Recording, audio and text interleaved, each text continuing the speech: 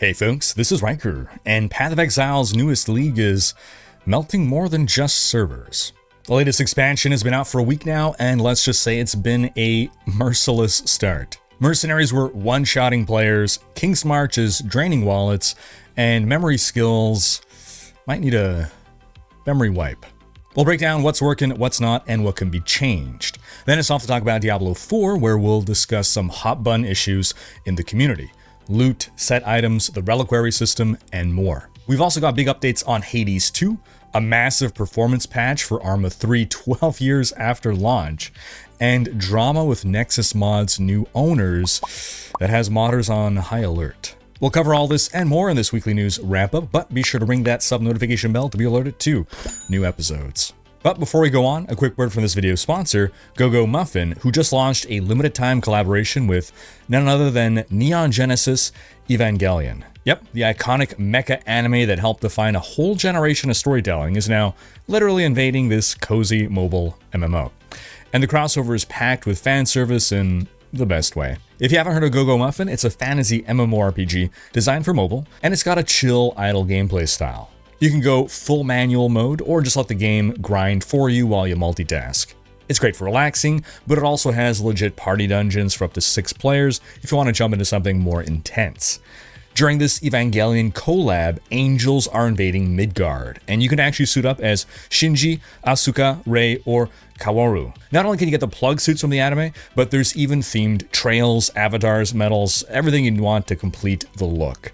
And your first draw for each outfit is free, and it guarantees you a 3D trial version of the outfit set. There are 2 waves of releases. Shinji and Asuka are available now until July 2nd, and then Rei and Kaworu drop right after from July 2nd to the 16th. So if you want to grab them all, now's the time to start. There's also a special event mode called Echoes of Battlefield, where instead of fighting directly, you summon heroes to battle against enemies on your behalf. It's a cool twist on the usual party system, and you can earn some solid rewards, both individual and team-based. So, if you're into idle RPGs, fantasy MMOs, or just really love Evangelion, this is the moment. Use my link down in the description or the pinned comment to download Muffin, join the collab, and break through the AT feel. Kicking things off with Path of Exile news, we're a week into patch 3.26, the Secrets of the Atlas expansion launch, which brought with it the new Mercenary system, an overhaul to the gold economy, and some shiny new memory mechanics. But before anyone can get too excited, EU players in particular, although kind of everyone in general, were hit with what GGG later confirmed was a massive wave of DDoS attacks. It's been happening all week. It was worst at the league launch, but it's kind of been continuing since then. The results of which have been disconnects, rollbacks, lost maps, lost loot, lost progress, even losing mercenaries, and a lot of people were just logging out in frustration. This has certainly been the worst league launch from a technical perspective in recent history. Thankfully, though, mercenaries are largely a huge win, though there have been some balance issues. For the most part, mercenaries are great throughout the campaign, but then once you get to mapping, well, a lot of players start to get one-shot by mercenaries, which only got worse the higher and higher in mapping you go. Players even who stack a bunch of health and resists and armor and endurance charges are still getting one-shot or nearly one-shot by mercenaries. Things were getting so bad that players were beginning to just ignore mercenaries, which you never want to see happen to a league mechanic. And the main culprit seemed to be that some mercenaries had a 30% chance to ignore your physical damage reduction, based on, whatever kit they have, right? So it didn't really matter how much defense you'd stack up if they can just completely ignore it. Mercenaries were easily the deadliest thing you'd face in any map. Honestly, even in the campaign, I would easily take down an act boss just tanking through anything you threw at me, and then just get one shot by a mercenary in the next region. The only viable strategy seemed to be to stay the hell away from mercenaries and kill them at range, which only works if your build can do that. Now, in response, GGG already pushed out a few patches. They removed the support gems that let mercenaries ignore all your defenses. Fantastic. Then for enemy mercenaries only, they cut crit multipliers on the mercenary gear in half. They also made their buffs, like power, frenzy, endurance charges, use player values instead of monster values. This is tantamount to roughly a a 75% nerf, and they also nerfed the damage from a bunch of their skills. But then they also adjusted how allied mercenaries scale damage reduction. So they take less damage at low level, but the higher in level they go, the more damage they take, i.e. the less damage reduction they have. So yeah, this patch helped with the one-shot problems, but it introduced a new problem. Now our mercenaries just kept dying all the time in high-tier maps. So another patch came, which partially reversed some of those changes, reintroducing higher survivability for your mercenaries at high levels, especially against damage over time, which was one of the silent killers there. I'm still not convinced that mercenary balance is exactly where it needs to be, but I think they'll get it right by the time mercenaries go core. And they better go core. You cannot give people mercenaries and then just take them away. Now, I've seen some people suggest that mercenaries should auto-resurrect on a timer, that it's too punishing to like permanently lose your mercenary during a boss fight or something, because they could be a very important, critical even part of your build if you made him a support mercenary and you're dependent on the buffs that he's providing. So your mercenary dying is basically the same as you dying. Also, only being able to have 3 mercenaries per account or per realm is rough. Maybe it's enough if you just want to run one character, but for anyone who wants to make alts, having the same 3 shared mercenaries is just nowhere near enough. Now, one personal qualm I have with mercenaries, and I should specify I've only had time to play a few hours this league, even though I've been really enjoying it. But yeah, one thing that kind of bums me about the mercenaries is that they feel disposable, especially while leveling, right? I imagine at endgame this isn't so much of a problem, but because they don't level with you, you eventually outgrow the mercenary, and then you got to replace them. So you don't get attached to them the same way you get attached to your Flavi or Emilio. I think it would be cool if you had the option upon defeating a mercenary to level up your current mercenary instead of replacing him. This way, if you want to, you can build that stronger emotional attachment to your mercenary. But what's your experience been, folks? Are mercenaries your new best friends, or are they just extra corpses to clean up after every map? Now, beyond mercenaries, King's March has gone core, starting off fully built and upgraded. And along with this, the gold economy was reworked. And a lot of players are feeling like we're just not getting enough gold for all the different gold sinks that we have. Oh, pro tip, be sure to visit King's March before you finish the campaign, otherwise ore you find in maps won't actually get collected. Now, I see some debate about gold sinks. Some people say gold respec costs are too high at high levels. Others say, well, that's the design. Gold is the respec material for low level, but then eventually Orbs of Regret is the late game respec currency, and respecs ought not to be easy. That said, the drop rate of Orbs of Regret was nerfed, so now a lot of players seem to feel that the gold economy is balanced around blasters, and average players just can't keep up with the expenses. But I've seen others rebut that King's March's time-gated content is meant to be the great equalizer that stops the blasters from getting too far ahead. So I gotta ask you folks, how are you feeling currently about the gold economy and King's March? Sound off in the comments. Now, this expansion also introduced memory skills as a league mechanic, which I personally haven't had a chance to experience, but I'm seeing what people are saying about it, and I'm hearing mixed things. I'm seeing players saying that they're just clunky to use. A lot of players seem to want these to provide persistent buffs instead of having another button to push in reaction to what's going on screen in a game where you're blitzing about 10 screens worth of enemies every 3.6 seconds. I've seen them also compared to Sentinels, if you remember, but worse because Sentinels did give persisting buffs instead. But another huge win this league is the pause feature. Holy crap.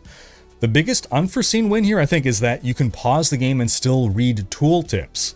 Like, normally everything in the game is happening way too fast for me to process everything, but being able to pause and look at alters, or hover over status effects to see what the hell debuff got applied to you is game changing. Oh, and last week I referred you folks to some resources. Here's another couple. If you want to try to figure out how the hell betrayal works, FixFaxer added this reference to his handy spreadsheet, and Redditor Wish Cats Were Real made a visualized version of this. Honestly though, we shouldn't have to rely on these resources. The game should just tell us what picking a certain dude will do. But overall, folks, how are you feeling about the newest PoE League? Sound off in the comments. Moving on to Diablo news, the only real news we got this week was that the next dev live stream will take place on Friday, June 27th at 11 a.m. PST, right ahead of the launch of Season 9, which is happening on July 1st. Outside of that, I wanted to take time to discuss some of the discussion points that I've seen the community talking about recently. So, I still see players voicing frustration with the reliquary system, which replaced the battle pass. Now that the dust has settled, how are you folks feeling about this new system? Personally, I think if you're going to swap one monetized system for another monetized system, it needs to be a straight up upgrade for players in every way if it's going to be received well. Yes, we get more granular choice in our rewards, but that only matters if we're not going to get all the rewards. For those of us who do get all the rewards, we're paying more for less. Simple fix here is to bring back the free full cosmetic sets that previous seasons offered. Even if it was just a roleplay set, at least you're getting a full outfit. And personally, I kind of like those roleplay sets. Also, paying customers should be able to earn back the same amount of platinum that they used to. These two changes, on top of the good things that the reliquary brought, I think would have made this system just superior to the battle pass in every way, and I think it would have been well received by players. Another sentiment I've seen pop up recently: loot in Diablo 4 is boring. Now, I don't know that I feel that way, but I'm seeing this echoed by a few people. So what do you folks think? Is loot in Diablo 4 boring? I will agree that if you go into the season with a build in mind, which a lot of people do, you pretty much know exactly the items and affixes and just everything on your loot that you're going for in the end. And I mean, if you're not actually following a build guide, you may not literally know, but for the most part, like even if you're making your own build, you're gonna arrive at the same conclusion as someone else. There's just little room in D4 for surprise items to work into your build. Like, imagine you get a drop and it's like, oh man, I wasn't planning to use this item, but because I got it, I'll use it. So yeah, I guess that does make loot predictable, and predictable can be boring. Like back in the D2 days, I found items more exciting because I could find an item that would be a surprise upgrade that I'd find a way to fit into my build. But maybe this is just a change of culture. Maybe I just didn't know what the hell I was doing in Diablo 2, so I didn't know what the optimized items to get were, and so I would find something and try to work it into my build. Maybe now in this culture of people just following guides, that doesn't work anymore, that it's not possible anymore. I don't know. I personally like the idea of an ARPG where you don't know before creating your character what your final gear setup will exactly look like. And I don't mean simply because you end up with a slightly crappier version of the gear you ultimately want, but just, oh, like, you know, I found these things, and even though I plan to have these other items, I am now going to work these into my build. Now, another question for you folks: set items. Would you like to see them return or not? And if they returned, would that bring you back to the game? When I interviewed game director Joe Shelley and Diablo boss Rod Ferguson about 6 months before D4's release, they expressed that set items would come to D4, but not at launch. They seemed keenly aware of the issues with set items in Diablo 3 and wanted to ensure they got set items right in D4 and not repeat those mistakes. So for me personally, the issue with D3 set items is that they had out of control damage multipliers, forcing you to use a set, right? All endgame builds were dictated by a set.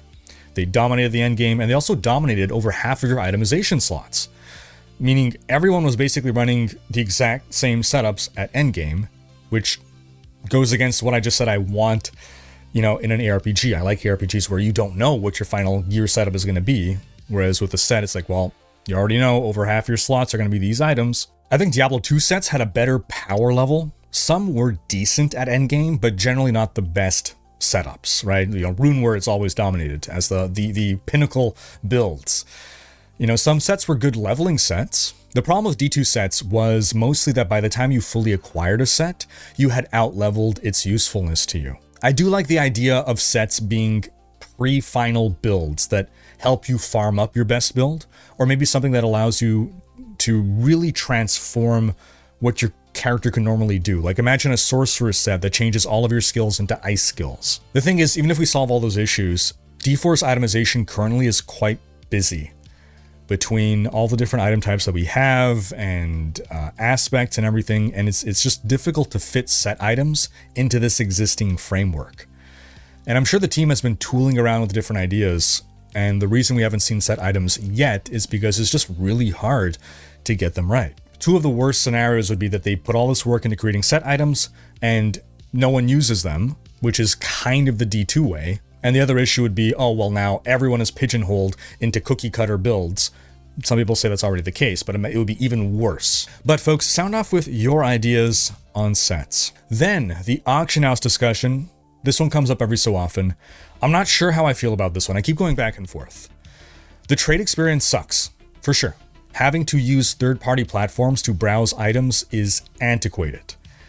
But by keeping this stuff out of the game, the vast majority of the player base gets to live in blissful ignorance of the massive, insane advantage trade players have over non-trade players.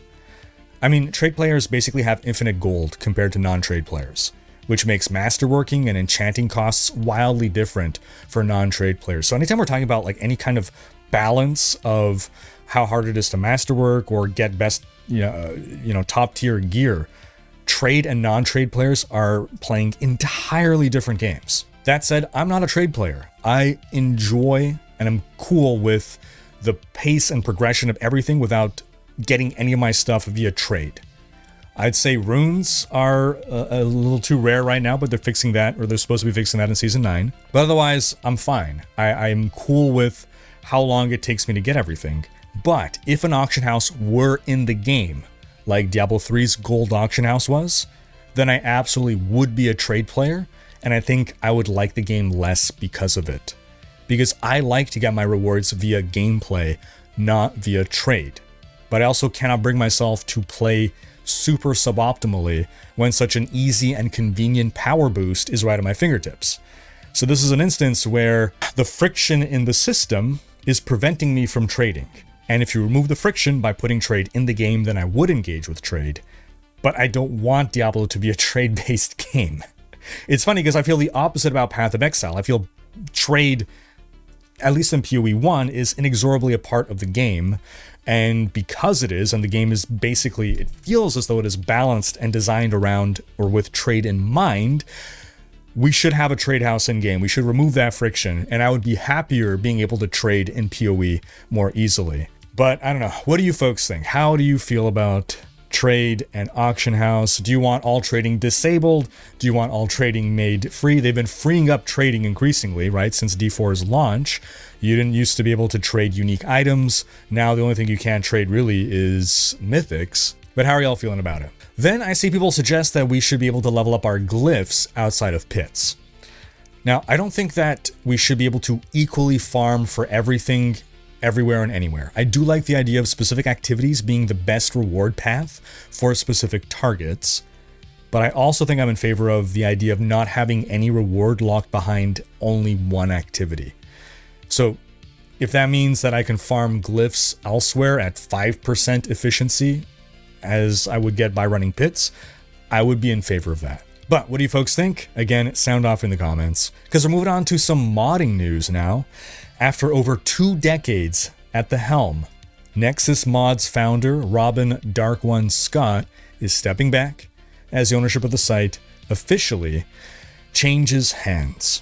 In a heartfelt statement, Scott explained that running Nexus Mods, a project he began in 2001 in his bedroom with a 56K modem and dreams of Morrowind, he said that it has been incredibly rewarding but also incredibly exhausting to run the site. He's been on call every single day for 20 years, dealing with updates and bugs and the occasional community drama and meltdown, and the toll on his health and well-being has finally pushed him to take a step back. Now, he emphasized that finding the right people to take over was essential to him. It took months of meetings and soul-searching, but he says he's found owners who truly get the modding community. So the new owners now hold the reins, but Scott will still be around in a guidance role, just not running the day-to-day. So what's changing for users? Officially, not much. According to the new leadership, quote, mods will always remain free. Ownership will remain with creators. There are no plans for aggressive monetization, no paid mods, no hostile ad spam. In fact, they want to reduce the amount of ads on the site, not add them. They also said they're going to honor lifetime premium memberships. They're not going to revoke those. So what they're saying, you want to be cautiously optimistic, but internet sleuths quickly uncovered that the new owners work for a company called Chosen, and that company specializes in scaling gaming businesses. And you can see that their LinkedIn includes a gaming startup monetization cheat sheet which is filled with the greatest hits of microtransactions, subscriptions, pay-to-play, and even NFTs. So despite their promises, a lot of people are skeptical. We've heard nothing will change speeches before, right before the end shitification begins. You tend to get maybe a good year of things continuing as is, and then you see monetization slowly ramp up until you're paying for things you used to take for granted. People are already talking about archiving mods and looking for alternatives just in case. And to be clear here, Nexus Mods shutting down or turning hostile for that matter would be devastating to the modding community. It's probably the biggest modding platform by a wide margin. And when we've seen other sites go down in the past, entire modding scenes disappeared with them. I really hope that Nexus Mods doesn't go down the drain, but venture capitalists don't buy a business in order to not make money. But what do you folks think? Cautiously optimistic, or is this the beginning of the end for Nexus Mods? Sound off in the comments. Moving on to some Nintendo news, the Donkey Kong Bonanza Direct aired this week, and the game has serious Game of the Year energy. This is the first true 3D Donkey Kong game in 26 years, and it's clearly being developed by the Super Mario Odyssey team. The menus, photo mode, co-op, transformations, it's all lifted straight out of Odyssey's DNA, and that's fantastic. Odyssey received universal acclaim. On OpenCritic, it ranks as the highest rated game of all time. Now, one of the biggest surprises from the Direct was that Pauline, the damsel in distress in 1981's Donkey Kong, she's not just in the game, but she's also your partner, and she's a kid now, and yes, she still sings. The game has an artist mode if you just want to paint and distort sculptures, game sharing so a friend can play on a regular Switch while you use your Switch too, destructible environments. Nintendo clearly went above and beyond here. And speaking of the Switch 2, the console just shattered US launch records with over 1.1 million units sold in the US in its first week, beating out the PlayStation 4's previous record. That's a big win for Nintendo and a strong signal that Bonanza is going to have a huge player base ready to roll. But while the Switch 2 itself is smashing hardware records, third-party software sales, not so much. According to VGC, some publishers are reporting sales below their lowest estimates. And honestly, it's not hard to see why, because many of the third-party launch titles are ports of games that are years old. Yakuza 0, Street Fighter 6, Puyo Puyo Tetris 2, and they're being sold at full price. Why pay steakhouse prices for games that have been in the bargain bin on other platforms for years? Especially when most people are using the Switch as a secondary console anyway. I'm sure once new third-party titles launch on the Switch 2, sales are going to pick up. But for now, don't be surprised that players don't want to pay top dollar for ports of games they have already paid and played on other platforms. In other news, Bungie has officially delayed Marathon, pushing it out of its planned September 23rd release date. The dev team says it's taking fan feedback seriously, and yeah, there's been a lot of it. In a development update, they said, quote, "We've taken this to heart, and we know we need more time to craft Marathon into the game that truly reflects your passion." Here's what they're focusing on: making the survival gameplay more intense, smarter and more engaging AI, more dynamic runs with better loot and events, cranking up the visual fidelity, doubling down on lore and environmental storytelling, a darker tone that reflects the original Marathon trilogy, and adding better social features including proximity voice chat and improved solo and duo support. Sounds good on paper, but there's no new release date yet. Instead, Sony keeps vaguely saying the game will launch sometime before the end of their fiscal year, which runs through March 2026. During an investor-focused interview, Herman Hulst, CEO of Sony Interactive Entertainment's Studio Business Group, was asked some tough questions. He admitted that alpha test feedback has been varied, and he promised that Sony will not repeat the same mistakes it made with Concord, which he admitted was, quote, insufficiently differentiated to be able to resonate with players in a hyper-competitive segment of the market. Well, Marathon is entering an oversaturated live service market.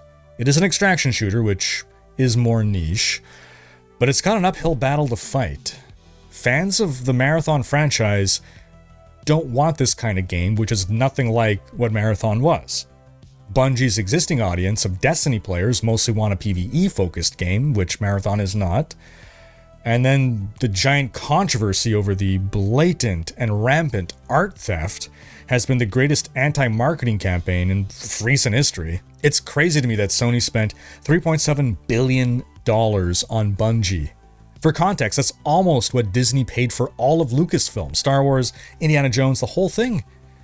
The only IPs Sony really acquired by buying Bungie was Destiny and Marathon, and I'm sure many of you have never even heard of Marathon until last year, since its sales only numbered in the hundreds of thousands. At this point, expectations for Marathon are low.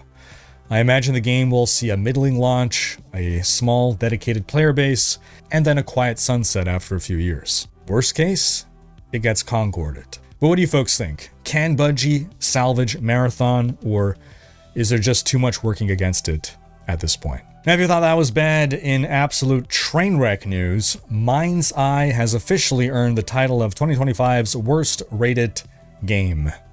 Well, worst rated game so far. It's sitting at a mostly negative rating on Steam and a brutal 33 out of 100 on OpenCritic based on only 20 critic reviews. And honestly, if you've seen the gameplay or read any of the critiques, the reaction starts to make sense. So here's the deal. It's an open world game in structure, but not in spirit. You basically drive from mission to mission with nothing to do in between. No side content, no minigames, no collectibles, no systems to engage with, really. Just drive to a marker, watch a cutscene, shoot a bunch of enemies, rinse, and repeat. And the combat, no dodging, no rolling, no melee, no stealth, you just shoot. Maybe take some cover. Late in the game, you do get some abilities like a drone that can stun enemies, but like you can't do takedowns, you just stun and shoot, and that's pretty much the entire loop. And once the story's over, you're thrown into the empty open world again, with still nothing to do. No new missions pop up. You're not even allowed to drive any car that you want except for the one that the game gives you. Seriously, you can't steal vehicles, and if you wreck the car that the mission has assigned to you, you just fail. It's a game that presents as a sandbox, but doesn't let you do any fun sandbox stuff. Critics have called it everything from bland to baffling. The AI is apparently brain dead, there's no variety in weapons or enemies, the story is cringe, the aesthetics are uninspired. One reviewer even said that the game feels like what a generative AI would make if it were trained exclusively on asset store placeholders. Ouch. Altogether, Mindseye sounds like the kind of game that lets you gain a new appreciation for games that are at least mediocre, since those games tend to be called terrible when compared to 9 out of 10 games. Now, I'll remind you folks, a decade ago, more at this point, I used to work as a video game critic. I wrote video game reviews, so I tried a lot of truly terrible games that the average person is not going to play. So, y'all don't know the true crap that is out there, which is why, when you see critics give a game like a 7 or something out of 10 and you think it should be a 3 out of 10, yeah, you don't know what a 3 out of 10 really is. Now, that said, I have not played Mindseye myself, so I turn the question to you folks, is it as bad as it sounds? Have any of you even played it? Sound off with your reviews. In other news, Arma 3 just got a massive performance update. Yes, Arma 3, the military sandbox that launched back in 2013, 12 years later, Bohemia Interactive has dropped update 2.20, overhauling all their multi-threading code and optimizing the game's performance in a big way. And just to be clear, because there's some confusion, they didn't add multi-threading. They already had it. The real virtuality engine has had that since Arma 2. Multi-threading has been a thing.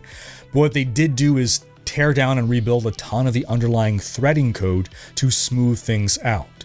The results basically means fewer frame time spikes, better frame pacing, and a much smoother experience overall for players. For a game that's always struggled with consistency, that's a game changer. Now, if you've never played Arma 3 and want to jump in, the ideal way to play is multiplayer with a group of friends running custom scenarios. If you don't got that, then look for a large-scale co-op or PvP server with a welcoming community.